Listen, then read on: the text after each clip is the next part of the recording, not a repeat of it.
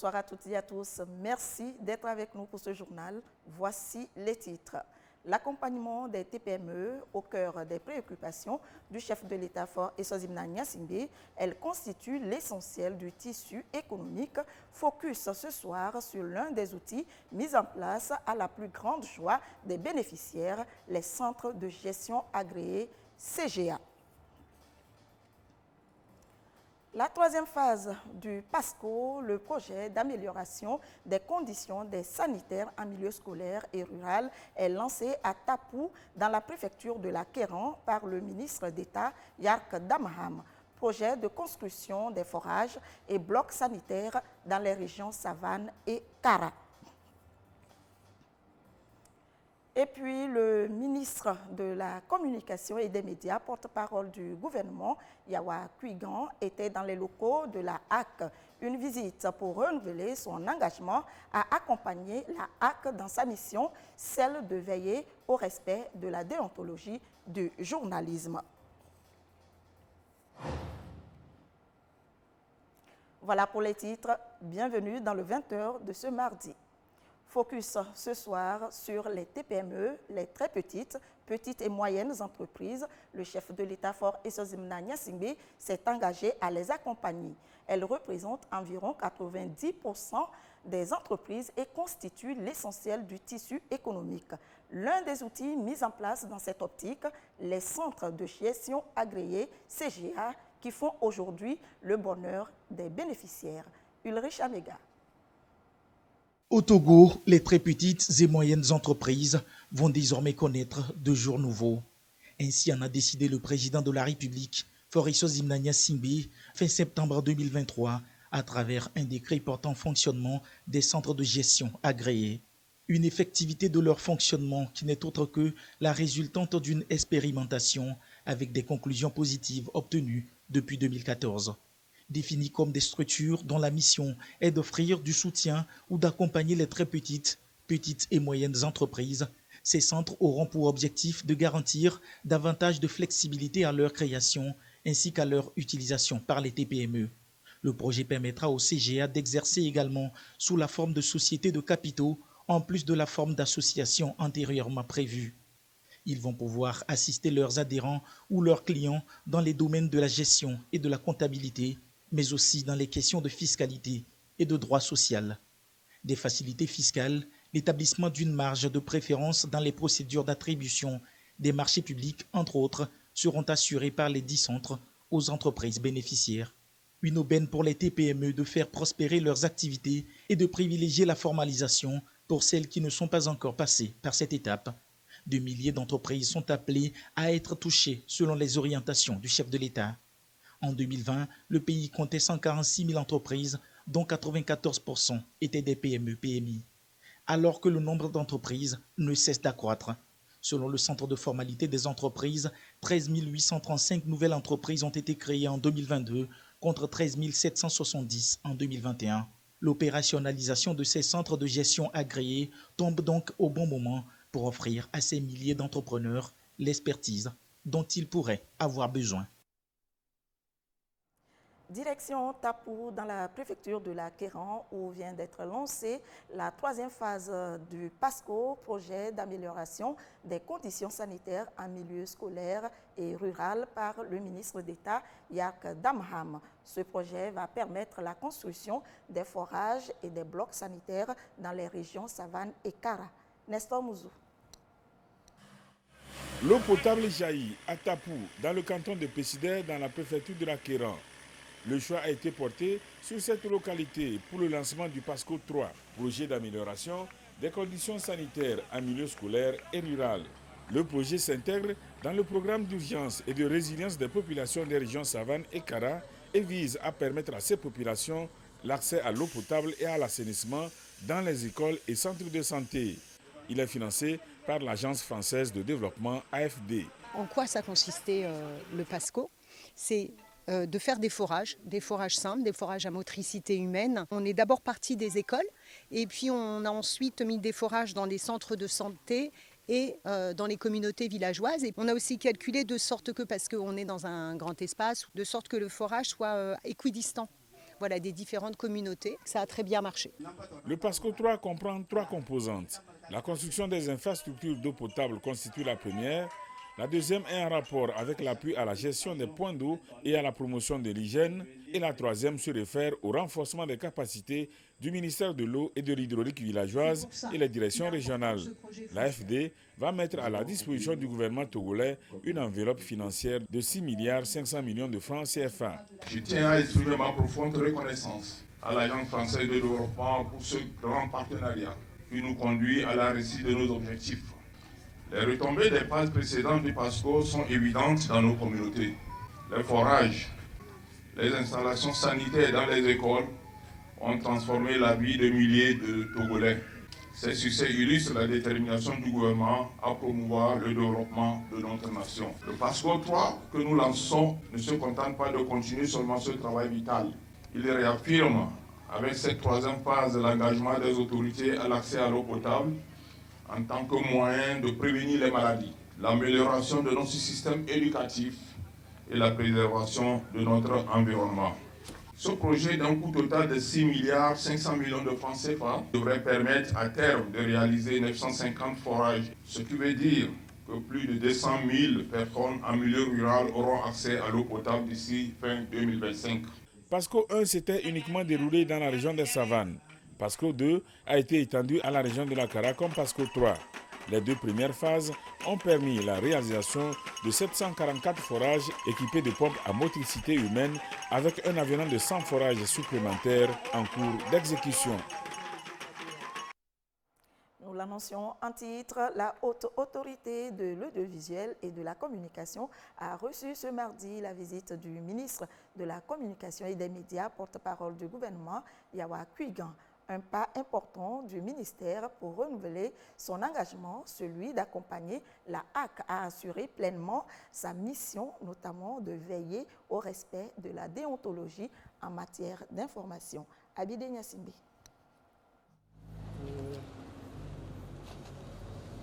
Une poignée de main, signe d'un engagement commun, celui de fédérer pour garantir et assurer la liberté et la protection de la presse et de tout moyen de communication de masse, ceci dans le respect de la loi. Une volonté manifeste de la ministre de la Communication et des Médias, porte-parole du gouvernement, ici en visite à la Haute Autorité de l'Audiovisuel de la Communication. Une visite qui traduit l'importance accordée au fonctionnement de cet organe de régulation. La Haute Autorité de l'Audiovisuel et de la Communication et le ministère de la Communication et des Médias ont des missions communes, on va dire. Chacun, en ce qui le concerne, est chargé de s'assurer de la qualité de l'environnement médiatique dans notre pays. Étant chargé de la même chose, il était normal que nous nous rencontrions et que nous réfléchissions ensemble à comment travailler de concert pour délivrer des résultats, chacun en ce qui le concerne, mais au final dans l'intérêt commun de notre pays, du bon fonctionnement des institutions républicaines et du bon fonctionnement de l'action gouvernementale. Face au premier responsable de la HAC, Yawa Arofa Kuigan réitère sa détermination à œuvrer de concert avec les autres institutions pour un secteur de communication et des médias sain et dynamique. Depuis 2019, le gouvernement, les syndicats des gens de la mer et le patronat sont en discussion pour mettre en place un cadre légal capable de réglementer le secteur des hommes et femmes qui travaillent dans le secteur maritime. Un document a été élaboré et adopté. Il a été remis ce matin à Lomé aux parties prenantes par le ministre chargé de l'économie maritime, Carmen Madiakapo. Un nouveau jour se lève pour les acteurs maritimes ou gens de mer. Ils ont désormais un cadre juridico-légal qui leur permet de travailler en toute sécurité et quiétude. La Convention collective des gens de mer. Le document est ici remis aux deux parties, organisations syndicales des gens de mer et à leurs employeurs. Le cadre des gens de mer est très spécial. Et au fur et à mesure que les activités se spécialisent, les organisations doivent se spécialiser. Il y a un pas qui a été fait et cette convention collective des gens de mer se met au-dessus des accords d'entreprise. qui vont maintenant se ressourcer dans le cadre des révisions de cet accord d'entreprise à puiser ce qui est essentiel et spécifique aux gens de mer dans cette convention collective pour les gens de mer. Le grand changement, c'est effectivement que tous les gens de mer du Togo vont pouvoir avoir accès à des avantages et une situation bien définie dans la convention collective. C'est-à-dire dans l'organisation du travail, dans la santé, dans le rapatriement. C'est une grande fierté pour nous d'avoir pu aboutir à la signature de cette convention. C'est depuis 2019 que le gouvernement travaille en collaboration avec toutes les parties prenantes pour harmoniser les relations entre les gens de mer et leurs employeurs. Le ministre en charge de l'économie maritime se réjouit de l'adoption de ce document car il va certainement améliorer, selon lui, les conditions de vie et de travail des marins et assimilés. Le coronavirus a fait ressortir le besoin d'une convention collective. Plusieurs marins ont été abandonnés sur des navires. Certains sont morts dans des ports étrangers. Les conditions de leur rapatriement n'étaient pas claires. Certains ont été abandonnés par les armateurs sans nourriture et sans soins. Et donc, nous avons pensé qu'il était important de protéger les gens de mer en dotant notre pays d'une convention collective. Ça veut dire que les marins togolais qui sont employés, aujourd'hui, on dispose d'un cadre, en tout cas juridique, pour pouvoir régir leurs relations avec leurs employeurs. Et nous pensons que c'est une avancée notable pour le secteur de l'économie maritime togolaise. La convention collective des gens de mer va entrer en vigueur en janvier 2024. Le secteur maritime contribue à plus de 80% au PIB du Togo. Tout autre chose, la réunion du conseil d'administration de l'organisme de mise en œuvre du Millennium Challenge Account Togo à Lomé. Les membres ont examiné et approuvé des documents clés de gestion et de gouvernance. Le conseil d'administration a eu à apprécier le niveau d'avancement des projets du programme Seuil et instruit les membres à accélérer les procédures de mise en œuvre du programme Compact. Arnold Kiliou. Au cours de ce conseil d'administration, des communications ont été faites sur le volet d'éthique et celui des réformes foncières. Après 2 ans de mise en œuvre, on note un taux de réalisation physique de 111% pour le projet éthique et 100% pour le projet réforme foncière, le tout pour un taux d'exécution financière globale de 43%. La ministre Sina Lonson, en charge de l'économie numérique, a informé l'Assemblée sur le renforcement des capacités organisationnelles et en ressources humaines dans l'optique de la mise en œuvre du volet digital du programme Compact.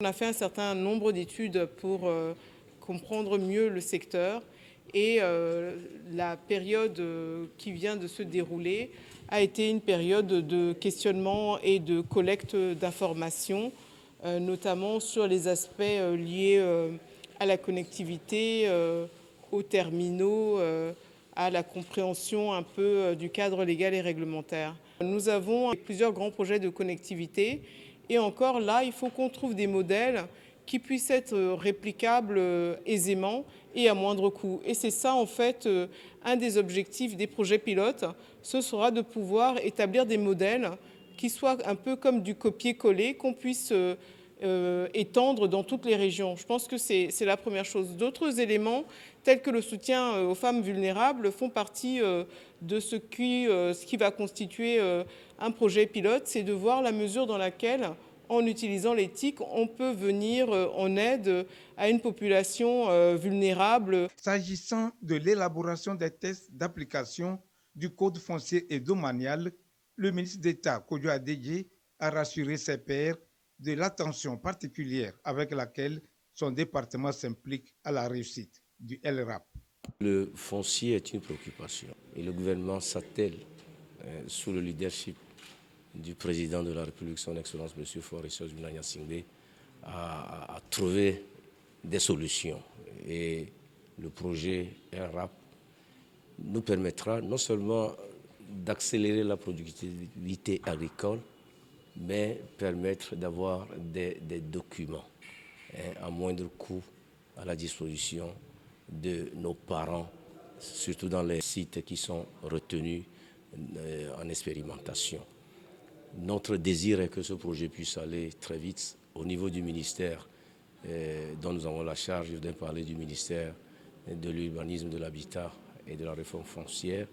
Nos équipes travaillent d'arrache-pied pour que nous puissions tenir dans les délais. Dans cette démarche participative, la société civile doit jouer sa partition. La société civile va se mobiliser pour participer à l'élaboration de ce programme compact-là.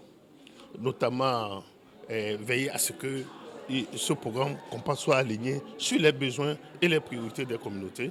En ce moment où le Togo formule son programme compact pour de plus vastes investissements, le conseil d'administration de l'OMCA a exhorté toutes les parties prenantes à accélérer la mise en œuvre du programme Threshold avec efficience et efficacité pour des résultats probants dans les secteurs du digital et du foncier rural.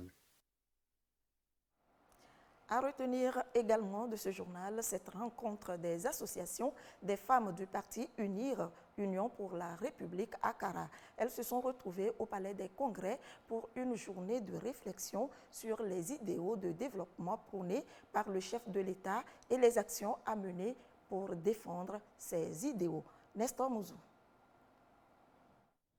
Ce sont 3 associations de femmes qui se sont mobilisées samedi dernier au Palais des Congrès de Kara. Un rendez-vous pour tenir une journée de réflexion. RFUD, Réseau des femmes unies par le développement, FUG-FK, Fédération des unions de groupement de femmes de la COSA, et MFU, Mouvement des femmes pour unir, sont les 3 associations. Les membres de ces entités ont voulu échanger sur leur rôle dans la défense des idéaux de développement prônés par le président de la République. Chacun se bat de son côté, mais cette fois-ci nous avons réfléchi qu'il vaut mieux être ensemble pour avoir plus de résultats. Voilà pourquoi nous avons pensé nous mettre ensemble pour discuter, débattre des problèmes des femmes et voir les défis que nous pouvons relever ensemble. Nous avons remarqué qu'il reste encore de ces femmes qui sont à la maison, qui ne bougent pas, qui pensent que l'affaire publique, l'affaire de l'État, ce n'est pas leur affaire.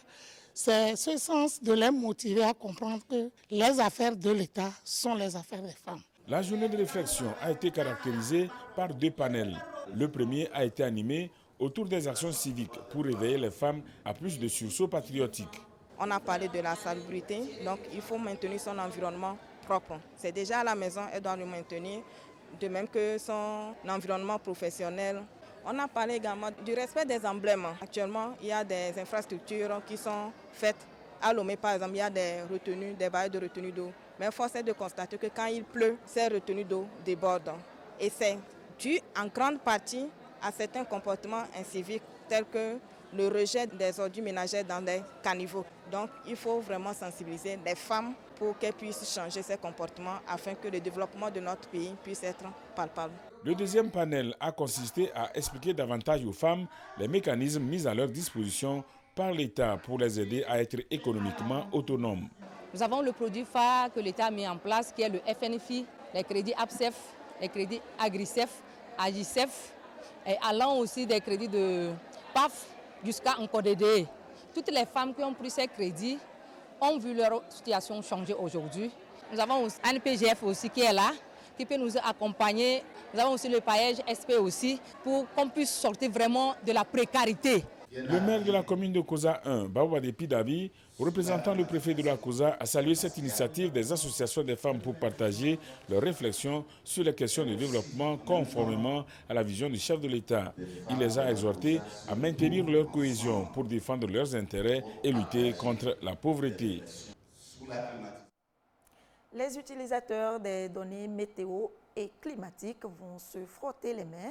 Un document va désormais permettre d'avoir des connaissances nécessaires sur les conditions météo, comprendre et maîtriser les dimensions stratégiques de la planification en vue des actions nécessaires au service du développement durable. Ce document, dénommé Rapport du plan national stratégique de la météo du Togo, est soumis à étude en vue de sa validation. Komu Poyode. C'est un document d'environ 115 pages, désormais feuille de route pour les utilisateurs des informations météorologiques, en l'occurrence les partenaires au développement, de maîtriser les dimensions stratégiques.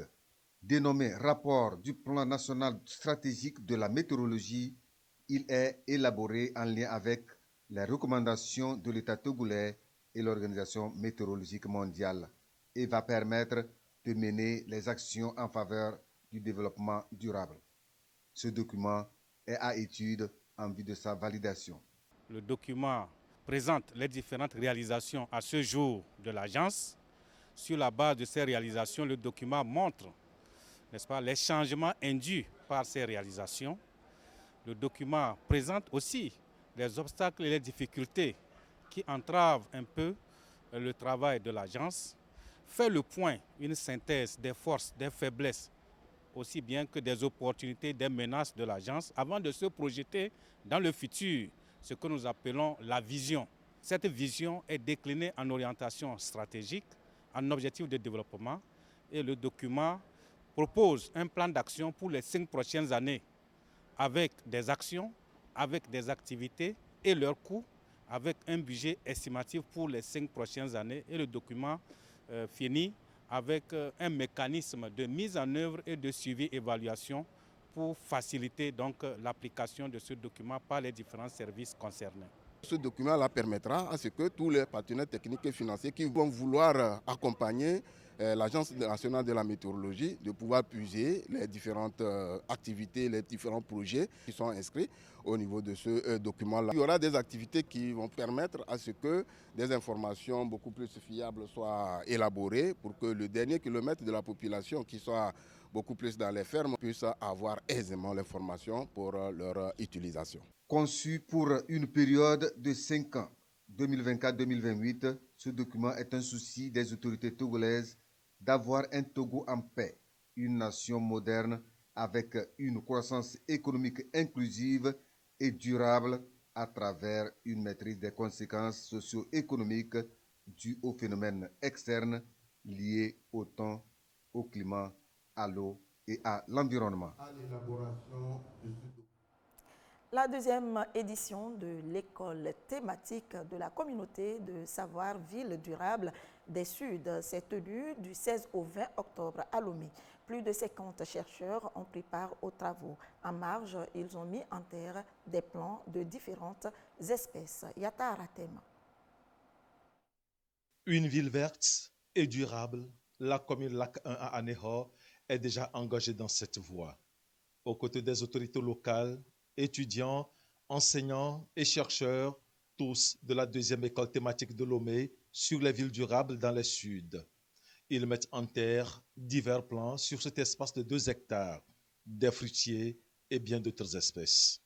Construire une ville durable n'est pas un discours seulement, nous devons passer à l'action. C'est dans ce sens que nous avons dit pourquoi ne pas accompagner la mairie, parce que la mairie a déjà fait tellement des activités dans le cadre de lutte contre le changement climatique. Et également, c'est une thématique sur laquelle est fondée notre formation. Sur le site dans le quartier Hunsiafa, va s'ériger bientôt les bureaux de la voirie de la dite commune. Cette action du Servida d'Ounedan et de l'URD répond à la politique du gouvernement, celle de planter 1 milliard d'arbres d'ici à 2030, politique soutenue par les architectes du Togo. Aujourd'hui, nous avons mué vers une architecture complètement durable. L'idée, c'est de pouvoir allier installation des populations avec préservation de la nature, de l'environnement. De Hunsiafa, cap sur le centre de lecture et d'animation culturelle, Maître Guy Adjete Kwasigan. Plus de 200 livres vont sans tarder rejoindre les rayons de la bibliothèque. Le Servida d'Ounedan et l'URD marquent encore leur passage dans la ville tricentenaire. Ces actions, saluées par les autorités locales, s'inscrivent dans la politique du Servida d'Ounedan.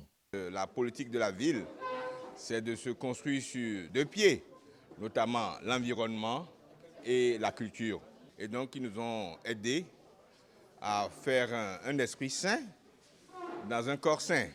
Et il faut les remercier pour cela. Au Servida d'Ounedan, avec la commune de Lac 1, nous menons plusieurs activités en termes de restauration de mangroves, de plantation ou de verdissement de la ville, d'appui conseil à l'élaboration de leur plan de développement communal ou à l'élaboration de leurs documents d'urbanisme. La ville durable, c'est là le deuxième élément, c'est aussi la culture.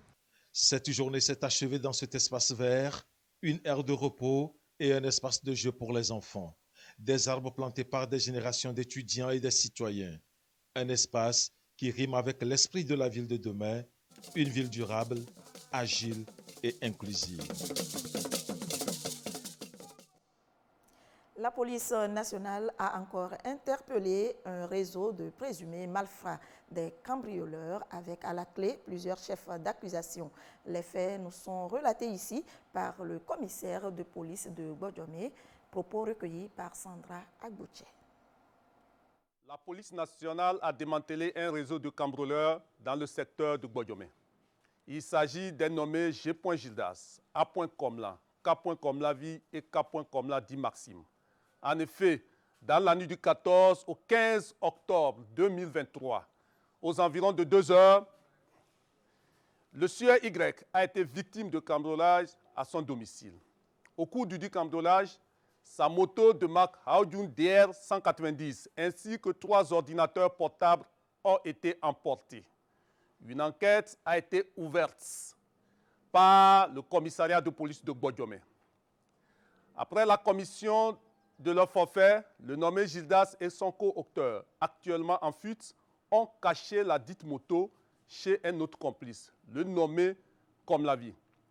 Ainsi, 2 autres membres du réseau, en l'occurrence les sieurs Komla et Maxime, ont contacté un acquéreur de bonne foi et ont démarché la vente de l'engin à 700 000 francs CFA. C'est lors de la conclusion de cette vente qu'un dispositif de police mis en place a permis de les interpeller. Interrogés, ils ont reconnu les faits qui leur sont reprochés. Ils seront présentés à Monsieur le procureur de la République pour répondre de leurs actes. La police nationale profite de l'occasion pour inviter toute la population à plus de vigilance et à une franche collaboration avec les forces de défense et de sécurité. L'ONU, l'Organisation des Nations Unies, célèbre ce 24 octobre son 78e anniversaire. Action climatique plus rapide et plus audacieuse, thème retenu pour 2023. Et pour la circonstance, la coordinatrice du système des Nations Unies au Togo a délivré le message du secrétaire général de l'ONU, message qui appelle à la mobilisation de tous pour un monde de paix durable. Isaka Aruna. Depuis 1945, les piliers fondamentaux de la Charte des Nations Unies sont la paix, le développement, les droits de l'homme pour tous. Ces piliers reflètent la vision des leaders mondiaux et les aspirations des citoyens pour une planète meilleure. La détermination à bâtir un monde équitable et durable se manifeste à travers les nombreuses actions entreprises en faveur des populations. La Charte des Nations Unies, entrée en vigueur il y a 78 ans aujourd'hui, nous montre la voie à suivre.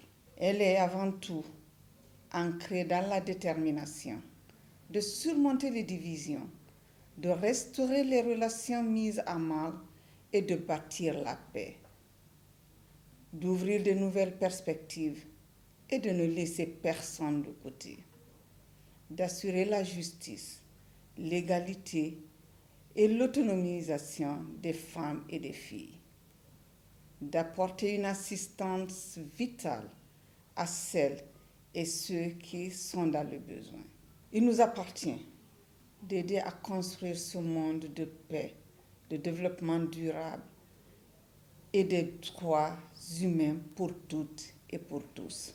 La célébration du 24 octobre est l'occasion pour les responsables de l'ONU d'inviter chaque citoyen à contribuer à l'édification d'un monde meilleur pour les générations futures. Ceci malgré les défis mondiaux qui se posent. Les valeurs et les principes qui guident l'Organisation des Nations Unies sont intemporels.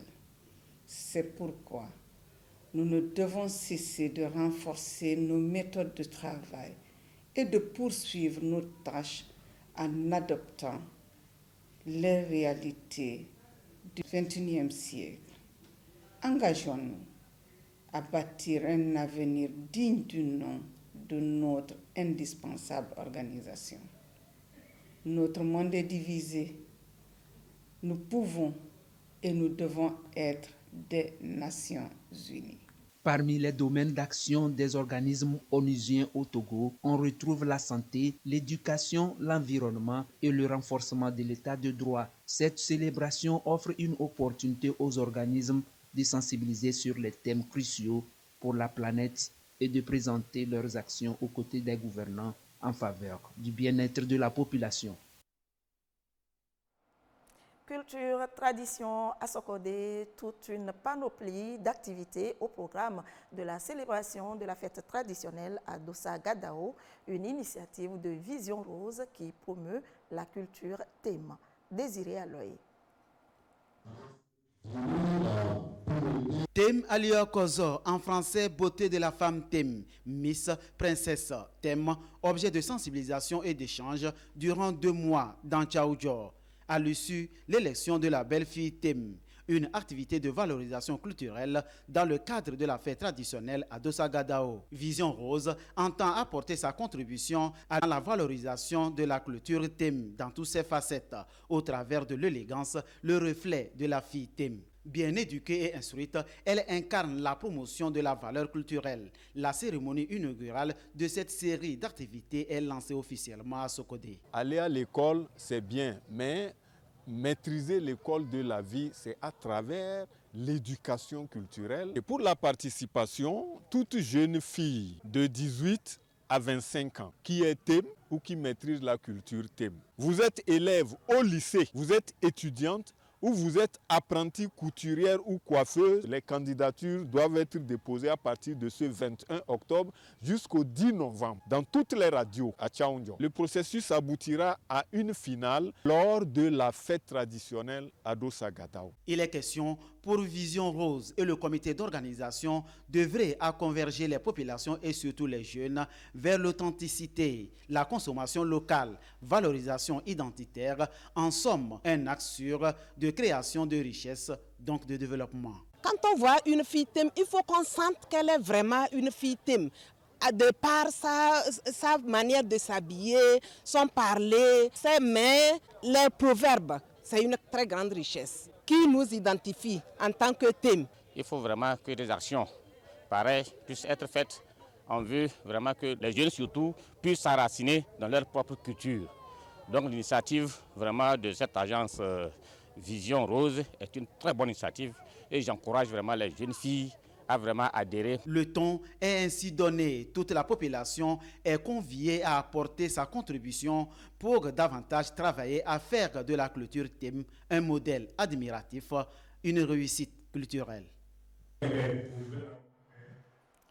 Et c'est ainsi que se termine ce journal. Merci de votre attention. Restez avec nous, nos programmes se poursuivent. Tout de suite, la météo, à suivre le magazine de l'économie avec Antoinette Omao-Vovor. L'édition de 22h30 sera présentée par Yata Aratem. Merci de votre fidélité. Très belle soirée à vous. À demain.